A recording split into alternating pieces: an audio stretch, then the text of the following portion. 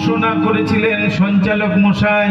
তিনি একটি খুব সুন্দর শ্লোক বলেছিলেন, ভক্ত আমার মাতা পিতা, ভক্ত আমার গুরু, ভক্ত আমার নাম রেখেছে বাঞ্ছা কল্পতরু। তিনি যা ভক্তরা যদি ভালোবেসে তাকে যা করাতে চান তিনি তাই করেন। এটাই ভাগবত। আমাদেরকে ভগবানকে খুঁজতে পাহাড়ে পর্বতে যেতে হবে না। তাহলে কোথায় পাবো তাকে? আমাদের নিজেদের মধ্যেই আছে। কি করলে পাবো তাকে? অনুধ্যান করো। এই যে কথাগুলো শুনে গেলে, এই কথাগুলো শুনে গিয়ে ঘরে নিজে নিজে একটু অনুভব করো, কি করলে পাবো, কি করলে পাবো, কি করলে পাবো।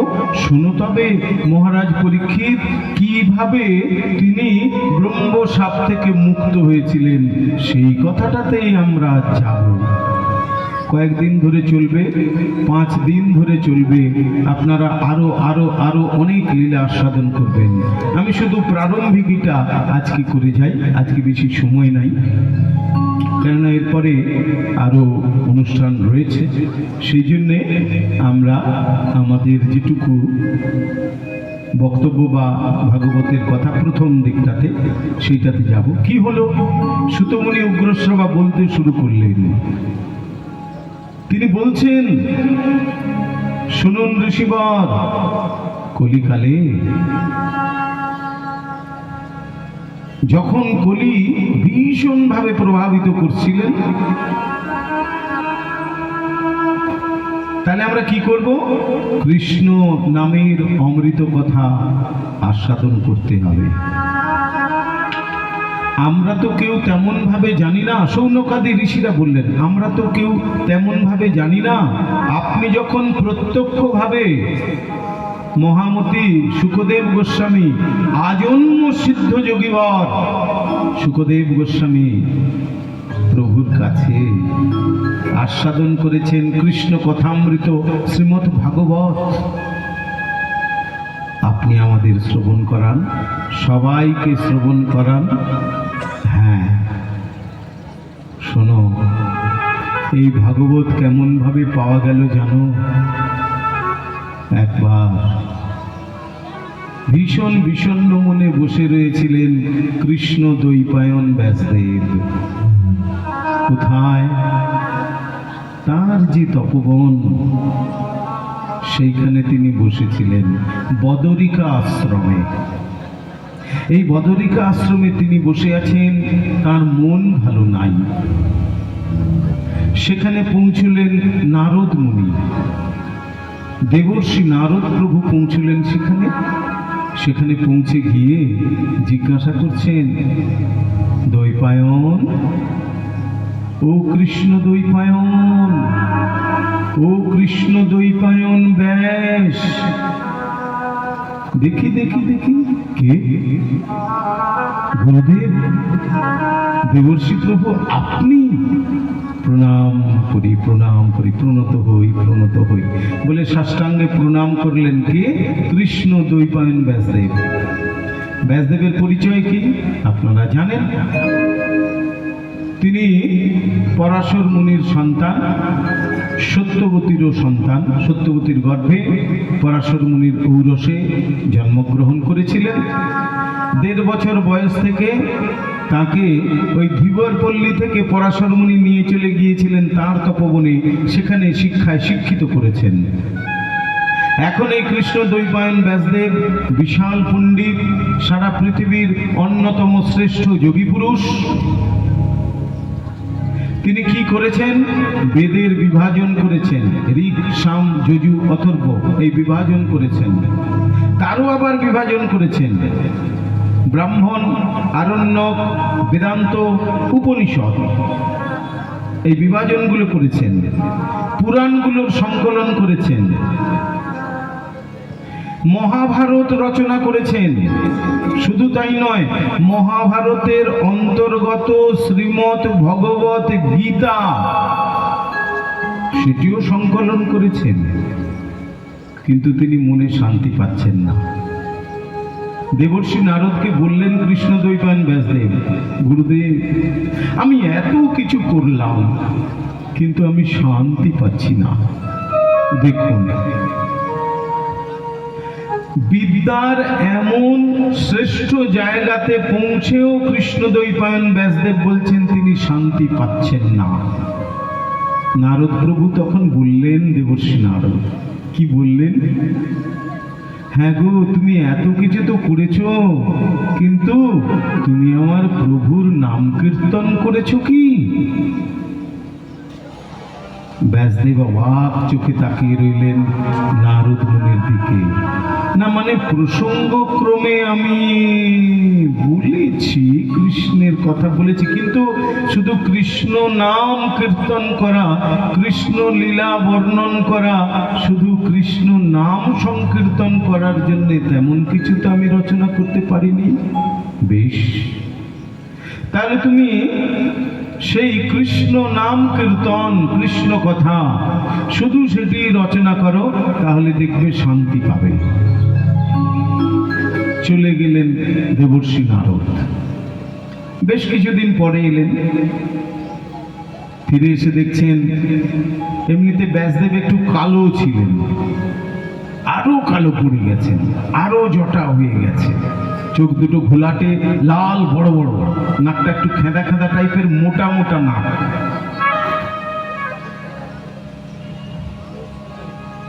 দ্বৈপায়ন, ও কৃষ্ণ দ্বৈপায়ন, এই যে ব্যাস, এই যে বেদব্যাস। গুরুদেব আপনি এসেছেন? হ্যাঁ, তোমার কৃষ্ণ কথা রচনার কি হলো? গুরুদেব, আমি একটি শ্লোক পর্যন্ত রচনা করতে পারিনি। কেন? কোথা থেকে শুরু করব সেটাই আমি খুঁজে পাচ্ছি না। ও তাই? বেশ বেশ বেশ, শোনো, আমি আমার পিতার কাছ থেকে পেয়েছি, আমার পিতা স্বয়ং ভগবান বিষ্ণু নারায়ণের কাছ থেকে পেয়েছেন যে কৃষ্ণ কথা, যে ভাগবত, সেই ভাগবত আমি তোমায় দিচ্ছি। তাই দিন। কোন ভাগবত?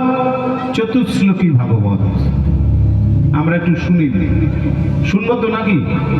হ্যাঁ, अहमेव समेव अग्रे नन्यत् यत् सदसत् परं पश्चादहं तमेदच्च योगशिष्येत सूक्ष्महं हृदिर्थं यत् प्रतीयेत न प्रतीयेत च यात्मनि तद्विज्ञातत् मनोमायं यथा भासो यथा तमः यथा महन्ति भूतानि भूतेषु च यवचेश्वरो प्रविष्टानि अप्रविष्टानि तथा तेषु न तेष्वहम् एतावदेव जिज्ञास्यं तत्त्वजिज्ञासुनात्मनः अन्वयव्यातिरेकभ्यां यत् स्यात् सर्वत्र सर्वदा। ॐ नमो भगवते वासुदेवाय। ॐ नमो भगवते वासुदेवाय। ॐ नमो भगवते वासुदेवाय। जय जय श्रीमद् भागवत की जय, जय व्यासदेव जी की जय, महर्षि नारद की जय। এই শ্লোক পেয়ে গেলেন কৃষ্ণদ্বৈপায়ন ব্যাসদেব। এই চতুশ্লোকী ভাগবত, মাত্র 4টি শ্লোক। अहमेवासमेवाग्रे नन्यद्यत् सदसत् परं पश्चादहं तमेदच्च योगशिष्येत सूक्ष्महम्। উফ, এত সংস্কৃত শ্লোক বুঝতেই পারছি না, কি তাই তো নাকি? কোনো মানে বুঝতে পারছেন না। ভগবান কোথায় ছিলেন, কবে ছিলেন, কি রকম ছিলেন, তিনি তার বর্ণনা করছেন। अहमेवासमेवाग्रे, আমি সবার আগে ছিলাম। নান্যত ইয়াত সৎ असत परम, যখন এই সৎ বস্তু অসৎ বস্তু কোনো কিছুই ছিল না তখনও আমি ছিলাম, যখন সৎ বস্তু এলো তখনও আমি আছি, যখন অসৎ বস্তু তখনও আমি আছি, যখন এগুলো কিছু থাকবে না তখন আমি থাকবো। যেটুকু অবশেষ থাকবে তাতেও আমি থাকবো। কিরকম অবশেষ থাকলে কিরকম থাকবে? একদম সোজা একটি উদাহরণ দিই। তাহলে যেটুকু অবশেষ মানে কণা মাত্র থাকলে তার মধ্যেও কি ভগবান থাকতে পারেন? হ্যাঁ। উদাহরণটা কি? এক গ্লাস শরবত বানাতে গেলে কি কি লাগে? চিনি, জল, লবণ, লেবু আর একটা গ্লাস বা পাত্র লাগে। কি তাই তো নাকি? হ্যাঁ, আমরা অনুভবে ধরে নিলাম যে আমাদের দেহটাই একটা পাত্র, পেটটাই একটা পাত্র। তা আগে আপনাকে চিনি দিয়ে দেওয়া হলো, তারপরে জল দিয়ে দেওয়া হলো, তারপরে লবণ দিয়ে দেওয়া হলো, তারপরে লেবু দিয়ে দেওয়া হলো, শরবত হয়ে গেল। মজাদার লোকেরা কি বলেন, এই তো চারটা গেছে, এবার পেটটাকে একটু এরকম করে নাড়িয়ে নাও, শরবত হয়ে যাবে। হবে? হবে? কি গো, শরবত হবে না? তাহলে কি করতে হলো? এই উপাদানগুলো দিয়ে একটা কাঠি দিয়ে বা চামচ দিয়ে সেটাকে নেড়ে নেড়ে নেড়ে নেড়ে নাড়তে নাড়তে নাড়তে নাড়তে সবগুলো যখন জলের সঙ্গে মিশে যায় তখন সেটি হয় শরবত। কি ঠিক তো নাকি? না, এখানে কেউ শরবত খায় না, সব ডাব খায়। শরবত খায় তো? তাহলে এই শরবত এক গ্লাস খেলেও যে স্বাদ পাবে, এক বিন্দু যদি দেওয়া হয় সেই স্বাদ পাবে কিনা? মায়েরা তো করেন, শরবত দেওয়ার আগে এক বিন্দু নিয়ে কি মিষ্টি হয়েছে না লবণ হয়েছে দেখে নেন না? কি গো? হ্যাঁ, রান্না করার সময় দেখি তো অনেককে কতটা লবণ দিচ্ছে দেখি, বলে কি করলো, লবণটা দেওয়ার পরে একটু নেড়ে দেওয়ার পরে একটু যে রসটা থাকে সেটা নিয়ে ঠিক আছে। তাহলে এই এক গ্লাস শরবতের যা স্বাদ, এক বিন্দু ওই গ্লাসের শরবতের একদম একই স্বাদ। ভগবানও তাই, অনুরণিয়ান মহতো মহিয়ান। ছোটর থেকেও ছোট তিনি হতে পারেন, আবার বড়র থেকেও বড় তিনি হতে পারেন। আমরা এবার বুঝে গেলাম প্রথম শ্লোক।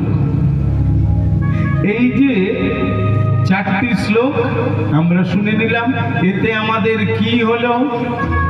চারটি শ্লোক আজ পর্যন্ত কেউ বলুক বা না বলুক, কেউ শোনাক বা না শোনাক, আপনারা যে আজকে এই চতুশ্লোকী ভাগবত শুনলেন, কিছু হোক বা না হোক, আপনাদের মধ্যে যে ভাগবতের সার কথা, সেই সার কথাটাই আপনারা শুনে নিলেন। अहमेवा समेवग्रे नन्यत यत् सदसत परम पश्चादहं तमेदच्य योगशिष्येत सुष्महम्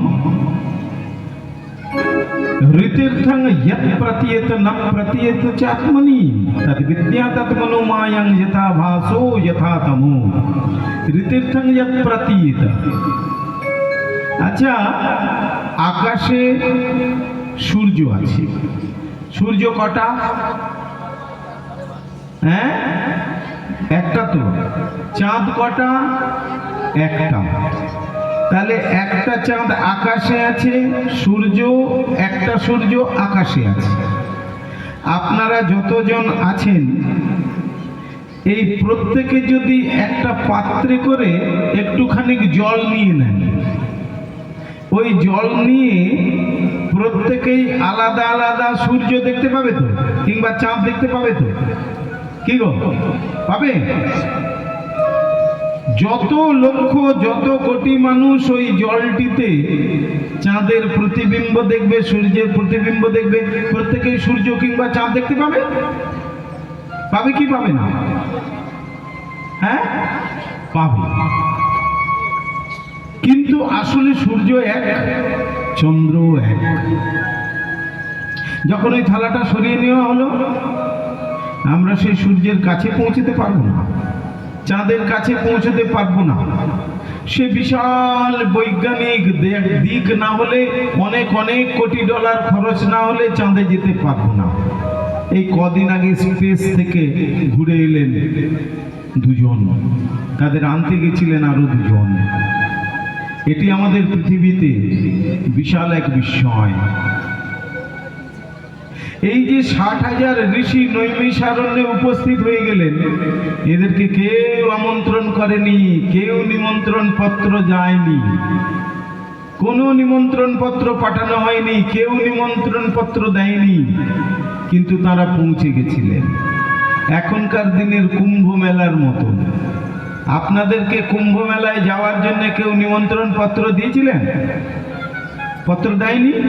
আপনারা কি জেনেছিলেন? ওই জায়গাতে কুম্ভ মেলা হচ্ছে, এর বাইরে আর কিছু না।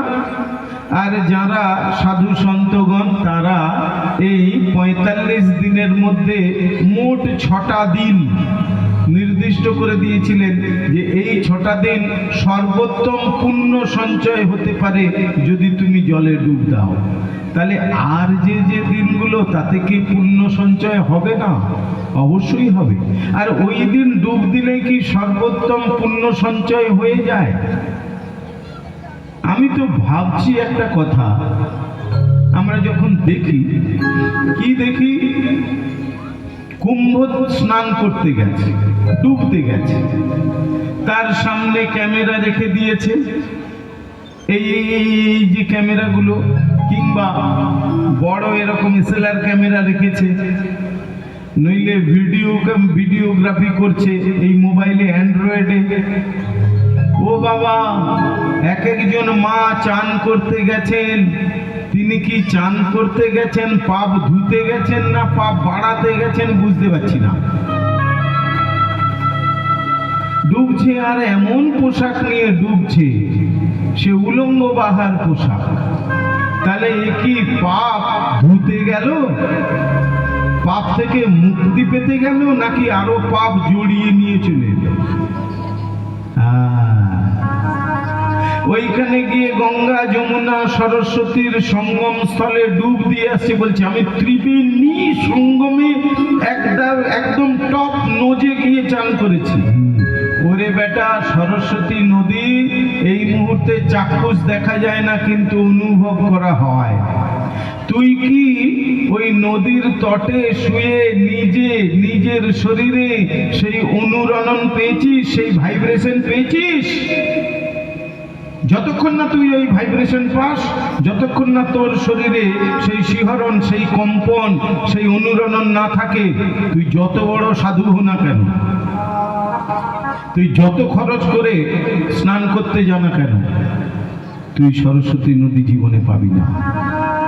আসলে আমাদের শরীরের মধ্যে ইড়া, পিঙ্গলা, সুষুম্না রয়েছে, আর সরস্বতী হলো সারস্বত, আমাদের জ্ঞান, আমাদের বুদ্ধি, আমাদের বিবেক, আমাদের অনুভব, আমাদের অনুভূতি।